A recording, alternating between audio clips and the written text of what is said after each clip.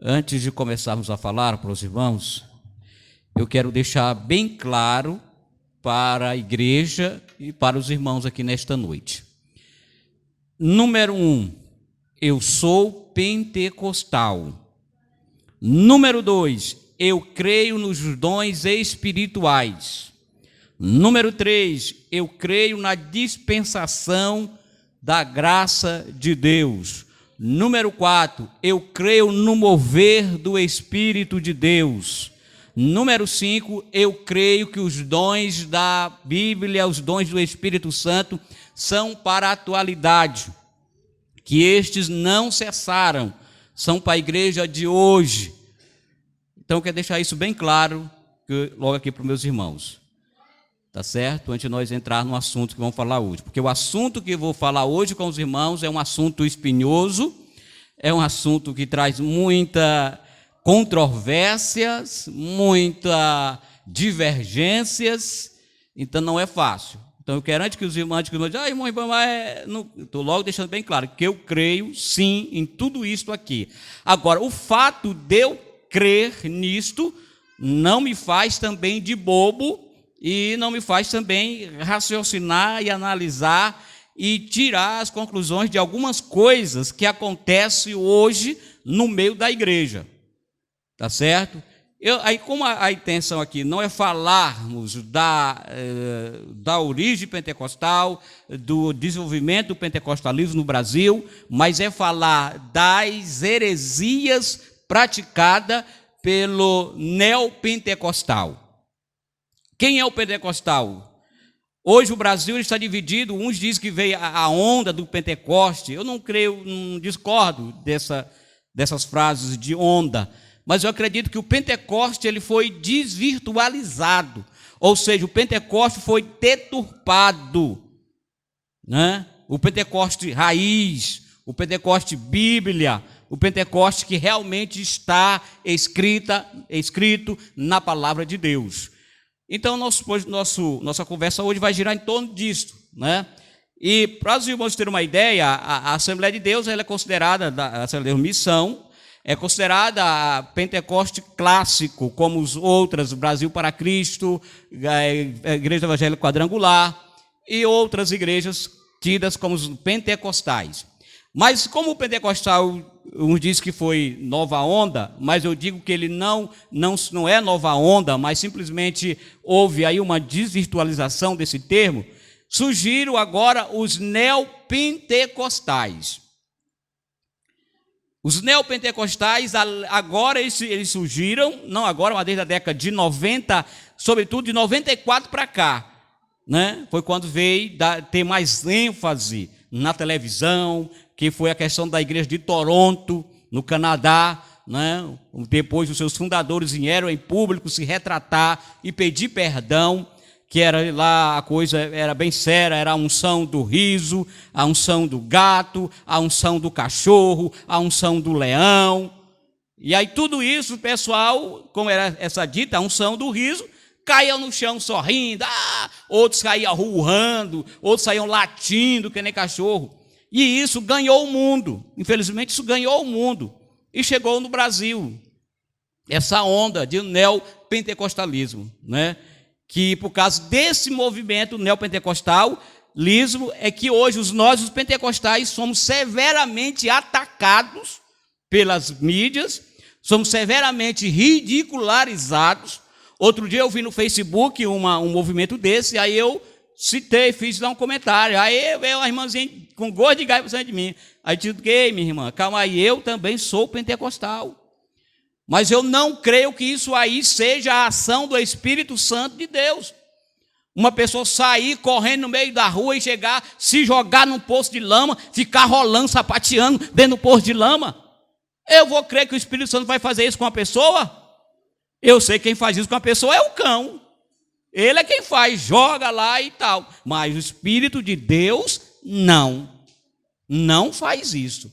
Aí a minha irmã veio me criticando, não. Eu digo, calma aí. Aí depois expliquei para ela, é verdade, irmão, é verdade e tal. Eu digo, pois é, irmão. A gente não tem que engolir, por causa desse tipo de coisa, nós somos criticados. Hoje, quando eles olham isso, é o pentecostal, aí são os pentecostais, Não, O pentecostal não faz isto, não pratica isto. Não pratica isto.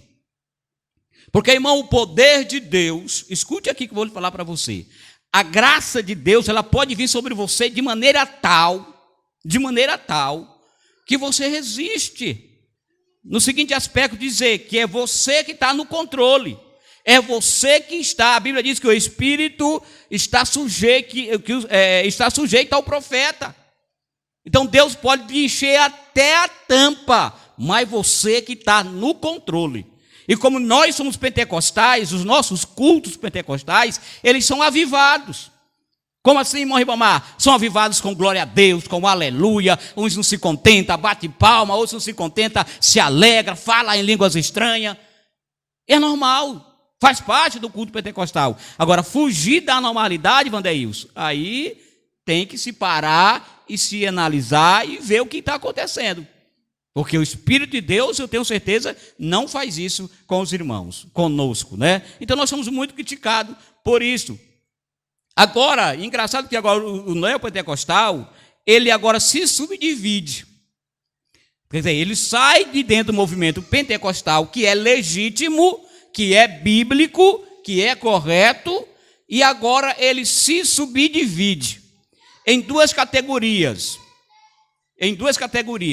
Quais são elas, irmãos Gilmar? Aquelas categorias que supervaloriza, que dão ênfase mais segundo eles, à ação do Espírito Santo, e aquela outra categoria que agora ela valoriza mais o bem-estar. Quem são essas? Para os irmãos entenderem. São essas neopentecostais que valorizam o super bem-estar, que são a Igreja Universal, Igreja da Graça e Igreja, qual é outro? Aquele chapelão? Mundial. Essas igrejas são neopentecostais, que supervalorizam o bem-estar, que dão ênfase no ter posses, no buscar posses, que praticam um sincretismo religioso, né? Pratica o sincretismo religioso, buscando elementos das religiões que não pode chamar mais, viu, Vandeilson? O politicamente correto não pode chamar macumba. Não. Religiões de matrizes africana. O correto. O termo politicamente correto é esse. Se chamar de macumba, chamar de jerequete, chamar de candomblé, se ofende. Não. É preconceito religioso, é intolerância religiosa. O termo correto é religiões de matrizes africana. Né? Então, essas igrejas, elas fazem isso. E, mas como é isso? Quem já ouviu falar de rosa ungida, rosa benta, sal grosso,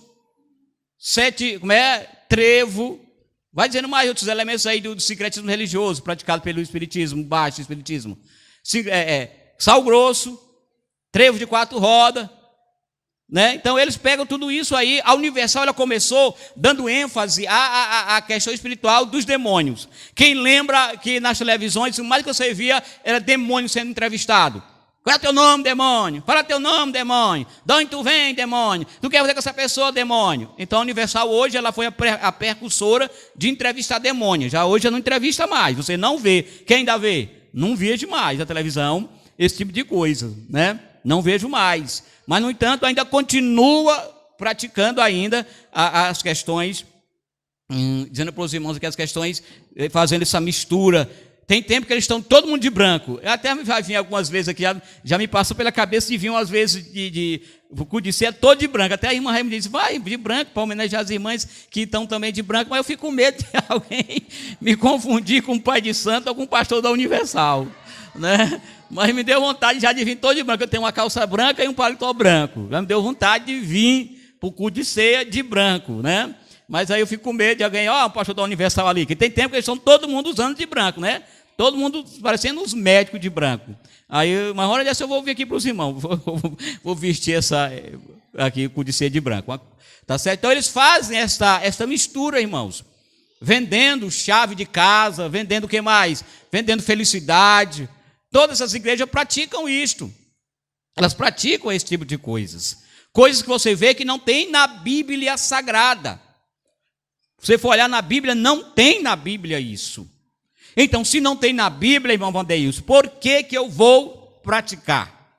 Por que eu vou criar? Por que eu vou inventar? Aquela outra coisa de trazer uma peça de roupa, né?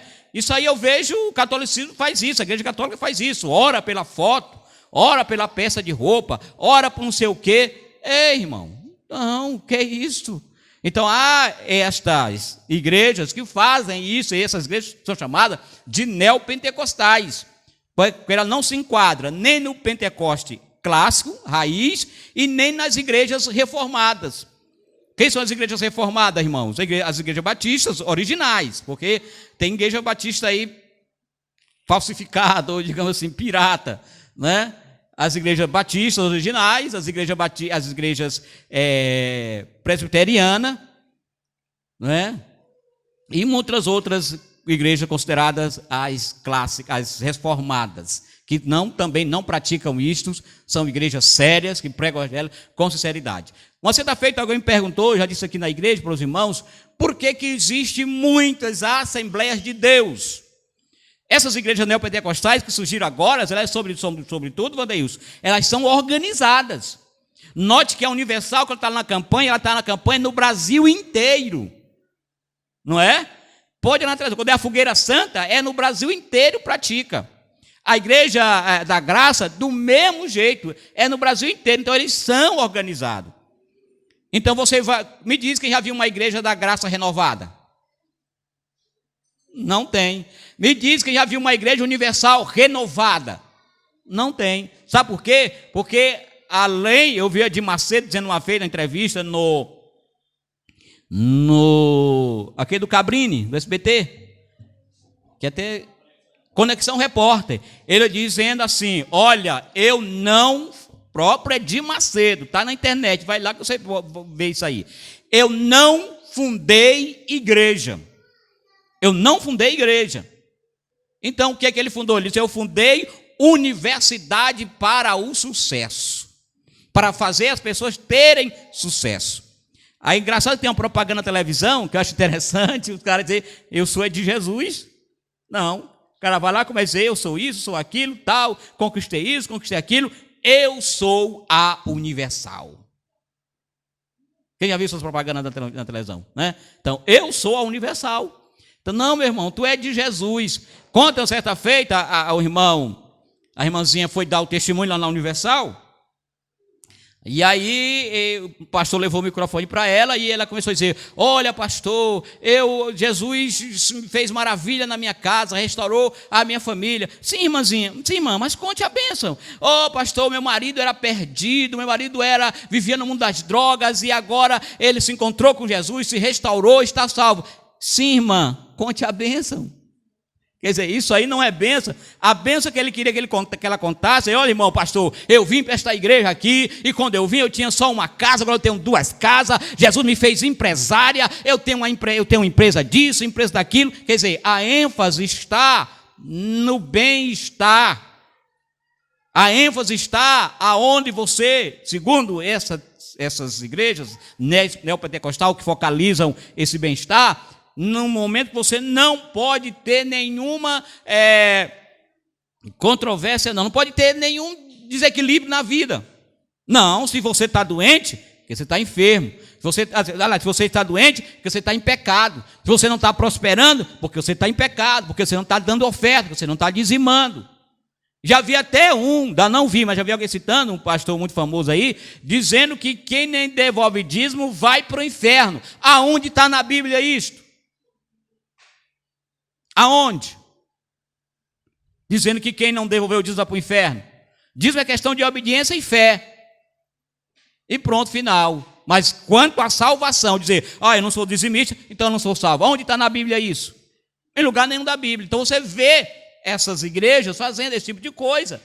Né? A Bíblia diz, pela graça sois salvo, mediante a fé. E isso não vem de vós, mas é dom de Deus e acabou. Mas eles ficam atrelando esse tipo de coisas, inventando esse tipo de coisa que não tem base bíblica e que não está na Bíblia. Então, dado essa palhinha introdutória, vamos aqui para o texto que eu trouxe aqui para os irmãos. Agora o bicho vai pegar, é aqui agora. Eita, glória a Deus. Segura aí no banco, irmão. Cair no poder de Deus. Esse movimento do cair, ele tem que se definir. Ele tem que se definir o que ele é. Assim que surgiu esse movimento, cair no poder de Deus, eu conversando com alguns irmãos que faziam isto, e eles me disseram o seguinte: não, eu caí porque fui cheio da graça, foi o sono do Espírito. Sim, irmão, e quando você caiu, o que você viu? Nada. Alguns disseram nada. Outros, irmão, estava no chão caído, desacordado, o que você viu? Aí uma me disse: olha, quando eu estava caída no chão, Deus me revelou que o Brasil precisa ser evangelizado. Que o Brasil não é do Senhor Jesus, que ele precisa ser evangelizado. Irmão, quem que não sabe que o Brasil precisa ser evangelizado? Então, a tônica era essa: cair porque é o poder de Deus, certo? Aí de certo tempo para cá eu vejo que a tônica mudou. Os que estão caindo agora não é mais pelo poder de Deus. Já vi vários irmãos que gostam dessa ação. E aí quando a pessoa cai no chão, ele cai repreendendo: sai demônio, sai demônio. Ô gente, quem está derrubando é Deus ou é o demônio? Então tem que se decidir. É a mesma coisa do movimento LGBTQI+,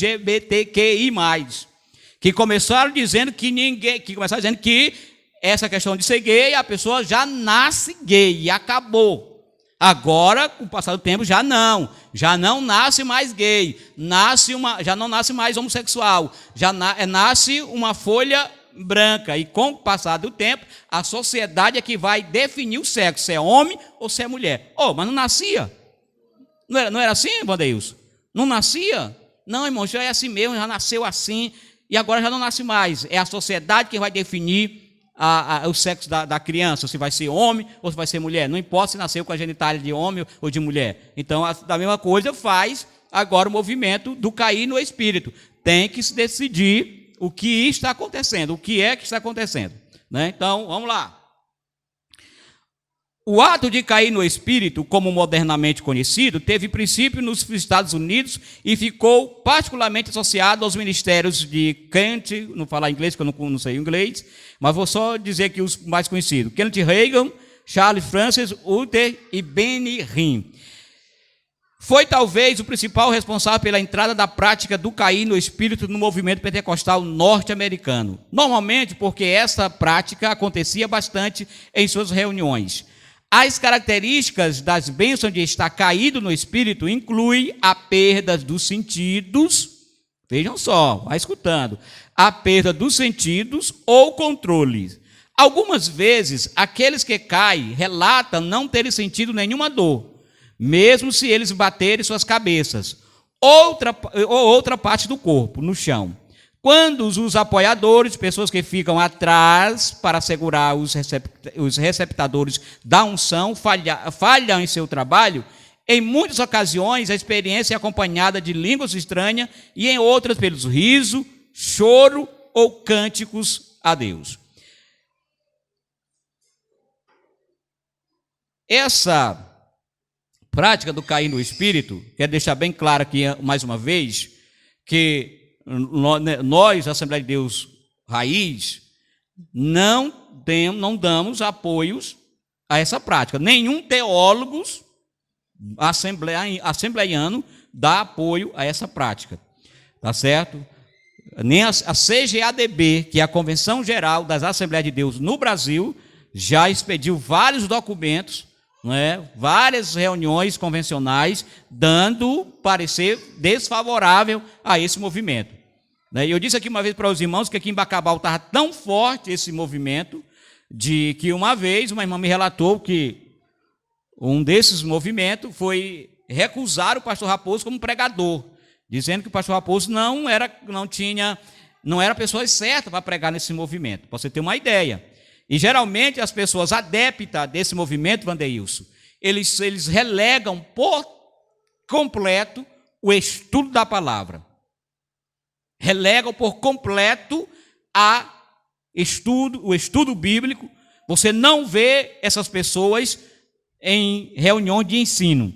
Só verem, eu até brinco, eu à tarde poder, eu trabalho há 17 a 18 anos no Tempo Central, e toda sexta-feira eu via lá à tarde poder. Eu via tanta gente ali que eu digo, mas esses irmãos estão aonde? Rosto que só via ali, naquele trabalho. Em outro lugar não se via, só ali. Só ali atrás de poder. Culto de ensino, não se via. Culto de doutrina, não se via. Não, só ali. Eu digo, meu Deus do céu. Então, aí é interessante que tinha duas tardes de poder. Tinha a tarde de poder normal que acontecia, normal, no transcorrer normal, pregação avivada, cheio do poder de Deus, tal. E aí tinha aqueles irmãos que gostam do movimento, que gostam da unção. Terminada a tarde de poder, eles ficavam. Os irmãos iam embora, aí ficavam lá as irmãs em oração. Eu cansei de ver gente sair de lá quase 7 horas da noite, gente dentro da sala caída lá no chão, desacordado. Digo, meu Deus do céu, que coisa é essas aqui? Né?